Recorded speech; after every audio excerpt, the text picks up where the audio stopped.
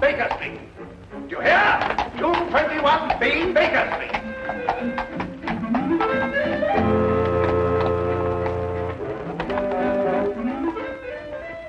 And you're an idiot, too.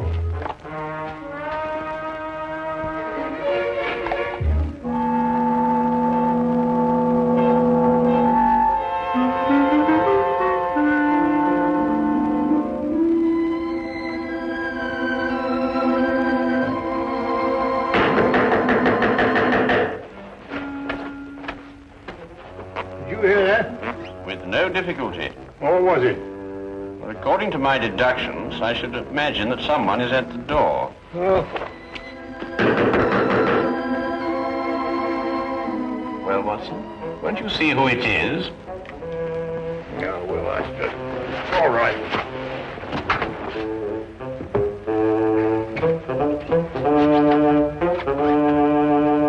How do you do? Out of my way, imbecile. Ah, here you are. A most accurate observation. Don't fool with me, sir. I'll wrap this stick around your head. I beg your pardon. Do you know who you're talking to? I most certainly do. An idiot, a liar, and a blackguard. That's who I'm talking to. Would you care for a cup of tea? Never mind the cup of tea. Just give me my £100. Now, look here. Now you've gone too far. Who are you? Yes. Why don't you introduce yourself? Introduce? Mr. Holmes, what tomfoolery is this now? You know my name, sir. I wish I were equally informed as to yours. Do you mean to sit there and pretend you don't know who I am? I not only do not know who you are, sir, but I think I prefer it. Quite. But this is impossible. Oh, you're pulling my leg? Mr. Sherlock Holmes is not in the habit of pulling the legs of elderly gentlemen. Oh, enough of this nonsense. I talked to you here in these very rooms only last week. Oh, indeed? And what did we talk about? You know very well what we talked about. I informed you that several attempts have been made on the vault of my home. I asked your advice concerning a safer place for the family jewels, securities, and other valuables. Oh? And what was my advice? Don't you remember? You said that thieves never look in the obvious places for valuables. They only look in the places that are not obvious. Therefore, I should put my precious things in an obvious place, which would then become inobvious. Or some such drivel. Anyway, I took your word for it, and you charged me £100, too. Did I? I take it the advice was not very effective. Effective? My dear sir, not more than an hour ago, the biscuit jar was ransacked. Completely ransacked. Biscuit jar? I offer you my full sympathies, Mr. Sir Arthur Treadley. Oh, Sir Arthur. However, the loss of your valuables represents only one crime in this pattern. What do you mean? The first crime committed was a very clever impersonation of myself. For last week, when we presumably were holding our rather unusual discussion, I was in Brighton with Dr. Watson. Yes, we had sort of a holiday. Gone the entire week. Very enjoyable, eh? Are you certain? There can be no doubt, sir. Then I talked to... An impostor. But he looked exactly like you. It's interesting, eh, Watson? Yeah. What did I look like? You were in Brighton. We both were. Well, this is the most amazing. It certainly is, sir. I hardly relish the thought of a stranger wearing my slippers and smoking my pipe. Not to mention the fact that he's traded on your name to achieve his own illegal ends. Well, I see that I can hardly blame you, but still, something should be done about it. Something shall be done about it, sir. This impostor must be apprehended. You should report the matter to the police. Oh, no, I think you can trust Sherlock Holmes. This Sherlock Holmes. Good. Here's my card, sir. Please contact me as soon as you've uncovered the scoundrel. I should very much like to meet him face to face. Exactly my wish, sir. Good day, then, gentlemen.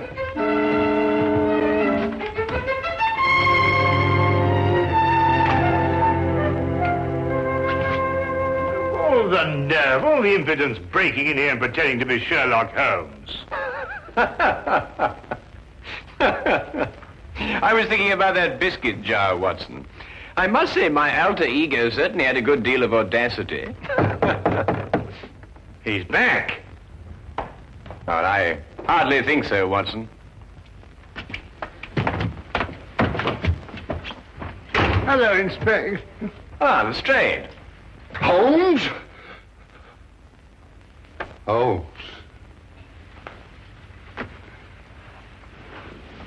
And the laughingstock of Scotland Yard. Oh, I am sorry to hear that. But so you should be. If it hadn't been for you, I'd have had London's cleverest jewel thief in the palm of my hand. Ah, also London's cleverest impersonator, no doubt. Huh? I assume that you are under the impression that I visited you last week and offered you some unsolicited advice, shall we say? Of course I'm under the impression that... What do you mean, impression? Well, I'm sorry to disillusion you, Lestrade, but you see, Dr. Watson and I were not in London last week. A gentleman bearing an uncanny resemblance to myself has duped you. I don't believe it. You just won't admit to an error of judgment. Oh, no, Holmes. I'm not accepting that excuse. We were in Brighton, and we can prove it. Ridiculous. You came to my office, and you convinced me to switch my men from watching Carlton's jewelry shop to watching Hammelberg's jewelry shop. Yes, and naturally, Carlton's was the one that was robbed. Clean as a whistle. Oh, Holmes. I can't face my men. Of course not. My dear old friend, my advice to you is to return to your men and inform them that you deliberately exposed Carlton's jewelry shop to the thief. All part of a vast, intricate plan.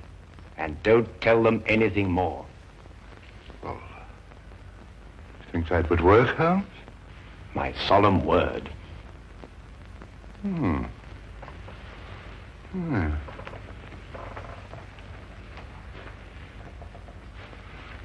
do that, Holmes. That's just what I'll tell them. They won't be able to make me out, will they? Now, you will continue to be a puzzle to them. Yes. Oh, thank you, Holmes, thank you. Oh, by the way, you weren't serious about that impersonator, were you? Quite serious. Ridiculous.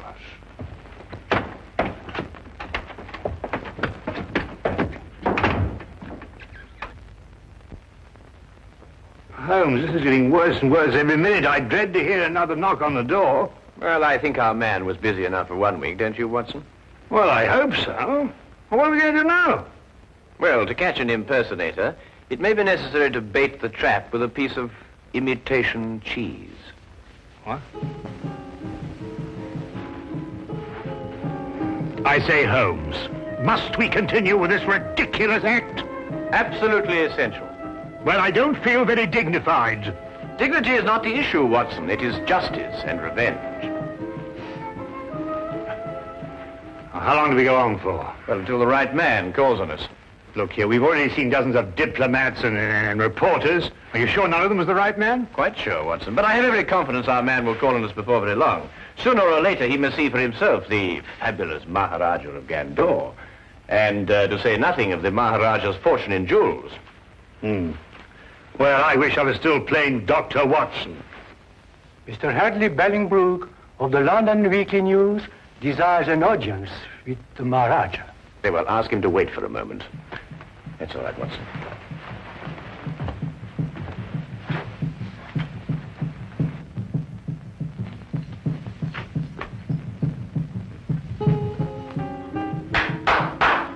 Show Mr. Bellingbrook in.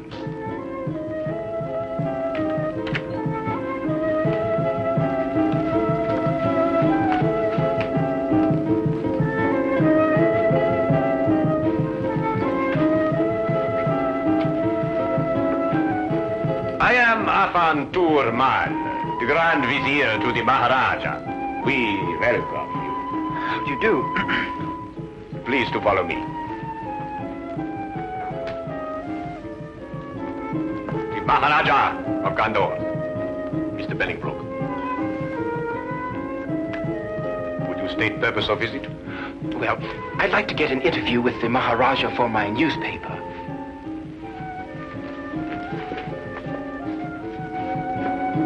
Pundri Hai, Iskla, Garibalahira. We grant interview. First question, please.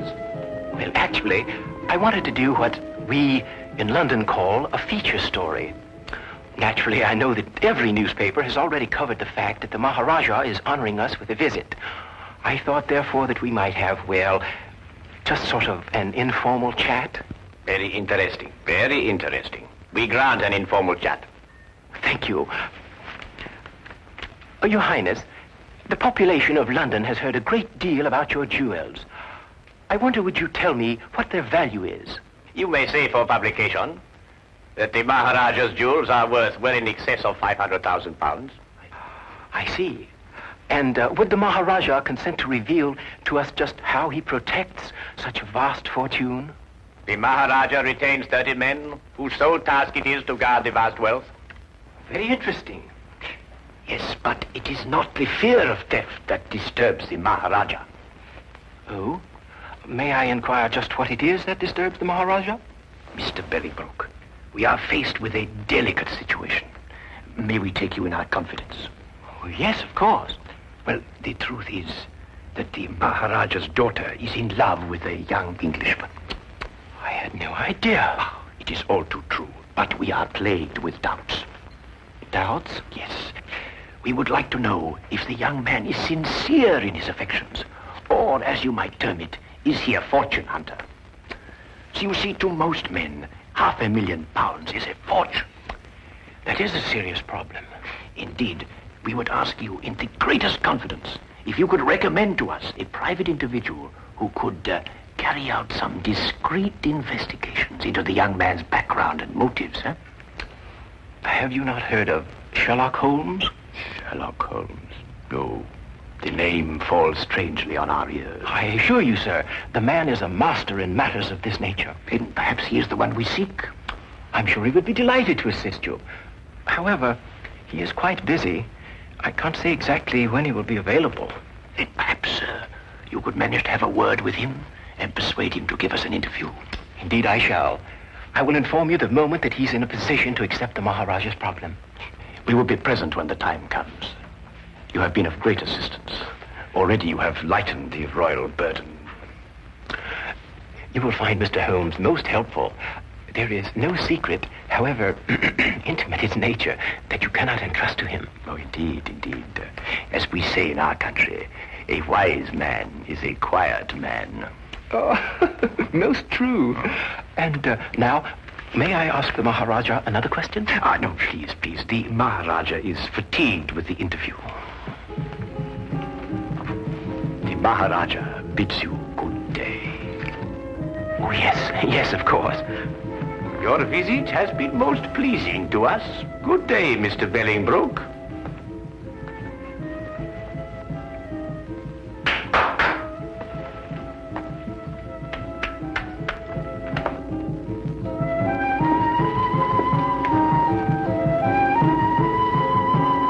May I speak now? Certainly, Watson. What would you like to say? Eh? Oh, no, nothing really. Oh. Look here, Holmes. Why did you tell that fantastic story, something about a daughter and an Englishman? Well, you're aware, of course, that Mr. Bellingbrook was not a member of the press. Oh? Seemed legitimate enough to me. Hardly. You see, there were no signs of the true journalist about him. The seat of his trouser was not shiny from constant application to a chair, nor were the elbows of his coat shiny from constant application to a desk. Yeah? His spectacles were mere props being made of plain glass. Plain glass? Good Lord, how did you determine that? Well, Mr. Bellingbrook is nearsighted. It was quite evident from the manner in which he took those notes that the glasses were no use to him whatsoever. Oh, I see. All right, then, granted Bellingbrook isn't Bellingbrook. Well, who is he? I mean, he doesn't look very like you, does he? Well, that's true, Watson. I think we shall learn more about our mysterious friend when he arranges that interview for me with Sherlock Holmes. Yes, I believe he resides at 221B Baker Street. A charming man, too, from what they say.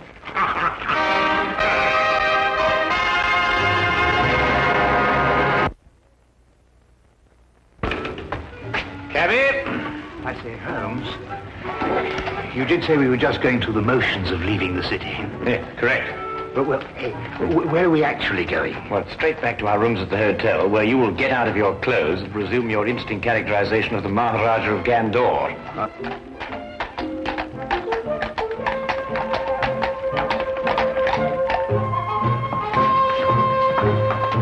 Charing Cross Station, my good man, and hurry, we have a train to catch.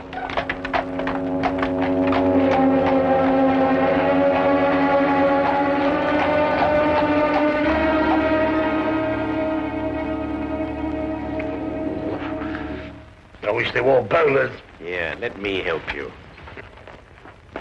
Mr. Bellingbrook has arrived. Ah, show him in.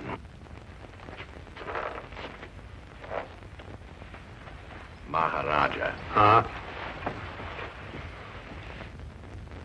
Ah, Mr. Bellingbrook. We greet you in peace and in hope. I think your hope is justified. Then you bring good tidings? I do. We had a good stroke of luck, and Mr. Holmes waits you this evening. Splendid. 8 o'clock would be most convenient for His Highness. I'm sure that would fit in with Mr. Holmes' schedule. We are most happy, Sahib. By the by, where does this Mr. Holmes reside? The address is 221B Baker Street. Baker Street. Ah, that has something to do with cakes and bread, no doubt. Yes, it is. But it has nothing to do with it in this case. Odd name for a street. But however, we shall be there at the appointed hour. Good day, Mr. Bellingbrook. Holmes, if this is your idea of a joke, then our friendship is at an end. Not to mention my career with the Yard. I give you my word, Lestrade, I am utterly serious. And what could be fairer than that? I know. It just seems peculiar, this business of sneaking up to your place and arresting Sherlock Holmes. At 8 o'clock tonight. But suppose he isn't there. Suppose we burst in, guns drawn, and find the flat empty. How will I face my man? Rather sheepishly, I should imagine. Look, Lestrade, the impostor is using our flat because he thinks we've left the city. Yes, I know. But it will be a tremendous fillip for you, Lestrade. Your name will be on the lips of every man, woman, and child in London. Every man, woman, and child, eh, Holmes? All right, I'll do it, Holmes. I'll do what you ask. Wilkins? Yes, sir. Have Hennessy and Clybourne report here at 7:30 tonight. Yes, sir. Oh, and you'd better be here, too. Very good, sir. One thing more, Wilkins. If anything goes wrong tonight, you know with whom the responsibility will lie? Well, I hardly like to say so. You're in enough difficulty as it is, sir.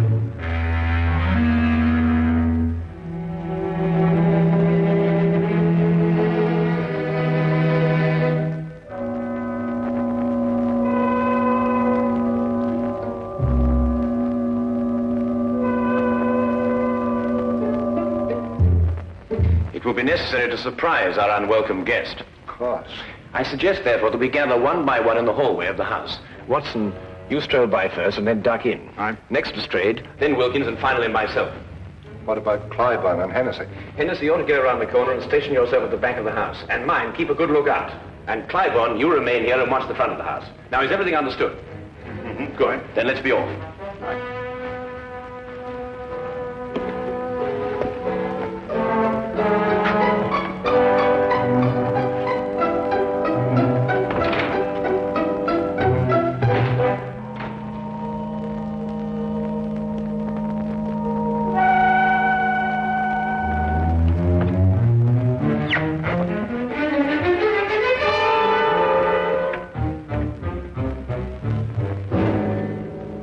Good evening. Very good. I must say the resemblance is quite remarkable. It is remarkable, but I should have known better than attempt to deceive you, Mr. Holmes. My error. I think you'd better come along quietly. I have no other choice, have I? You quite outnumber me.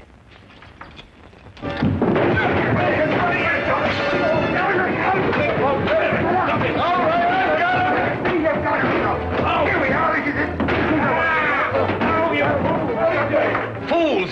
You've got the wrong you don't. We've had enough of your tricks. Lestrade, Watson, he's getting away.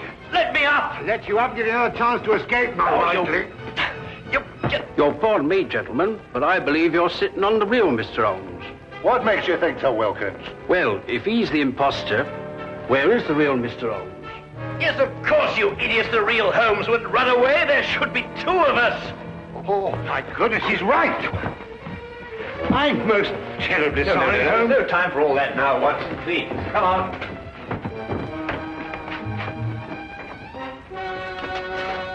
Mr. Holmes, what is it? Have you seen the imposter? No, sir. He got away. Look down the street. Hurry, man.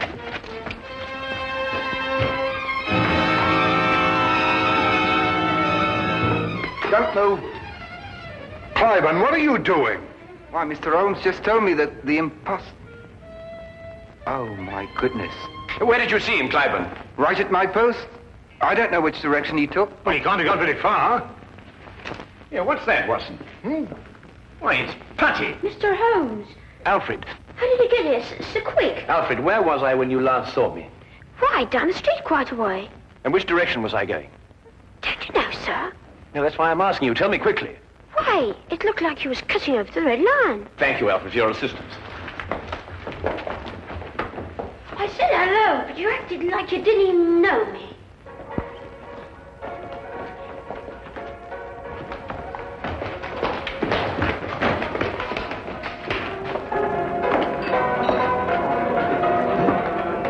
Make yourselves inconspicuous. I'll call you if I need you.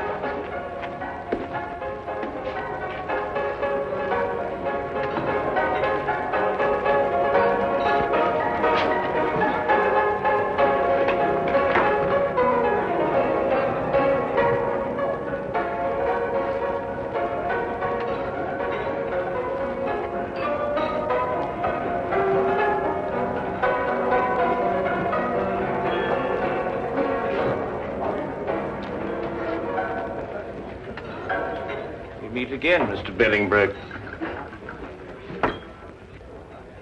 I beg your pardon.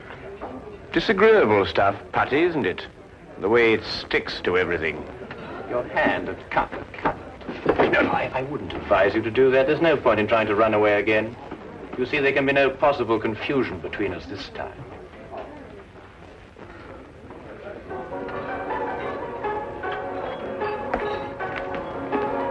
Here he is, Lestrade. But who is this man? Well, it's rather difficult to say. Sometimes he is a certain Mr. Bellingbroke, and at others a certain Mr. Sherlock Holmes. But at all times he is a superb master of mimicry and disguise. Holmes, are you positive? I'd hate to make another mistake, you know. Have no fear, Lestrade. You will discover on his person the putty with which he remodels the features of his face. And you may also undoubtedly discover that at one time or another, he was a more than competent actor.